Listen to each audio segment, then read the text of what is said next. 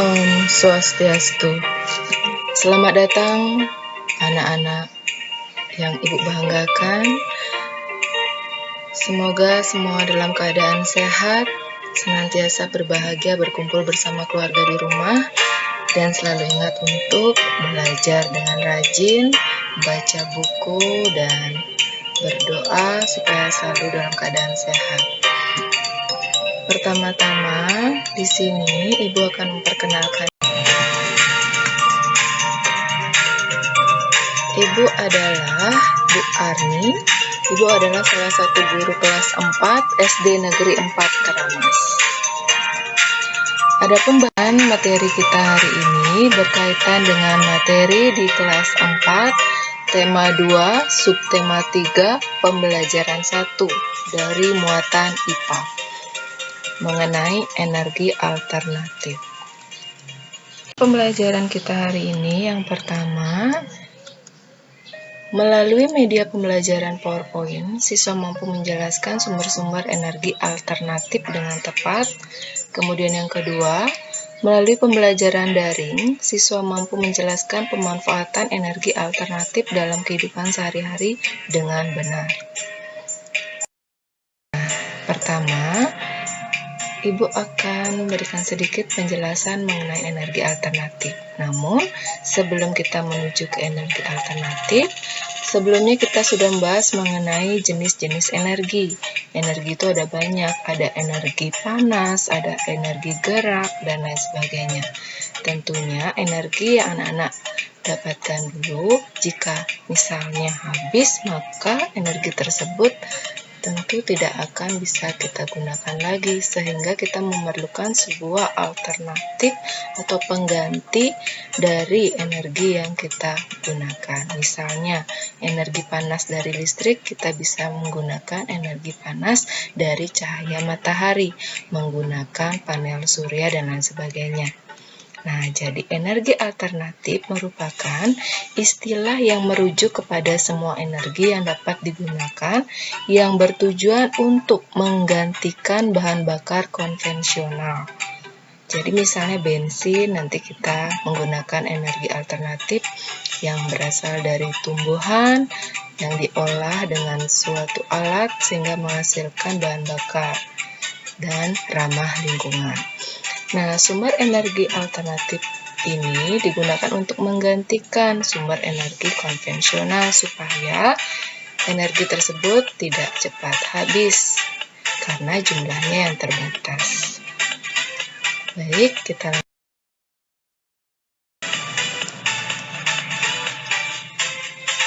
Sumber-sumber energi alternatif itu ada dua. Yang pertama energi alternatif kekal, dan yang kedua adalah sumber energi alternatif yang dapat diperbarui. Kekal itu artinya abadi ya, jadi tidak akan pernah habis. Kemudian sumber energi yang dapat diperbarui itu ada yang berasal dari tumbuhan dan ada yang berasal dari limbah pertanian. Kemudian macam-macam sumber energi alternatif. Jadi itu ada matahari, itu adalah sumber energi panas dan cahaya. Kemudian ada angin, ada aliran air, ada panas bumi, ada tumbuhan dan limbah organik. Nah, untuk matahari, angin, aliran air, dan panas bumi itu adalah sumber energi alternatif kekal. Kemudian tumbuhan dan limbah organik itu adalah sumber energi alternatif yang dapat diperbarui. Kita lanjutkan.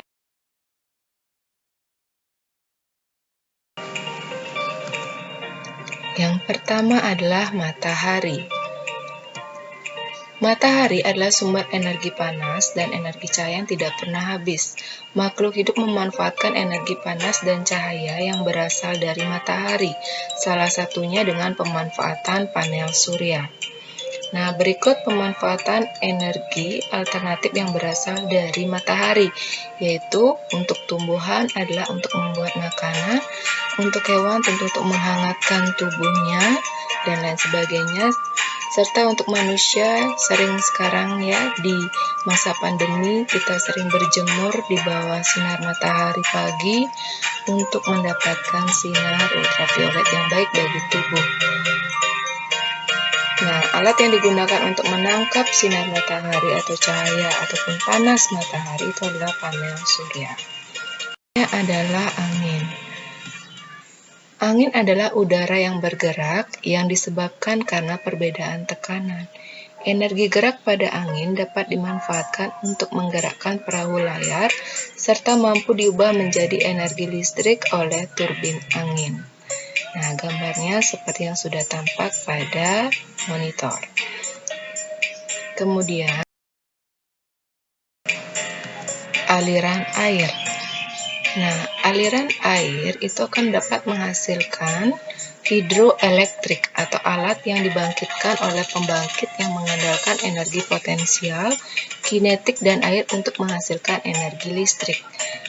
Atau PLTA ya, pembangkit listrik tenaga air. Nah, di sini ada empangan hidroelektrik Bakun, empangan batu yang dilitupi konkrit kedua tertinggi di dunia ya. Jadi biasanya aliran air yang digunakan untuk pembangkit listrik itu adalah aliran air yang alirannya deras, yaitu air terjun ya. Kita lanjut, berikutnya adalah panas bumi. Panas bumi itu disebut juga geotermal. Ya, panas bumi berasal dari dalam bumi. Energi panas bumi dari dalam bumi dapat menghasilkan uap air panas yang menyembur ke udara. Nah, seperti pada gambar ya. Kemudian yang berikutnya ada sering kita jumpai di kehidupan sehari-hari tentu ya, ini sudah ada tumbuhan.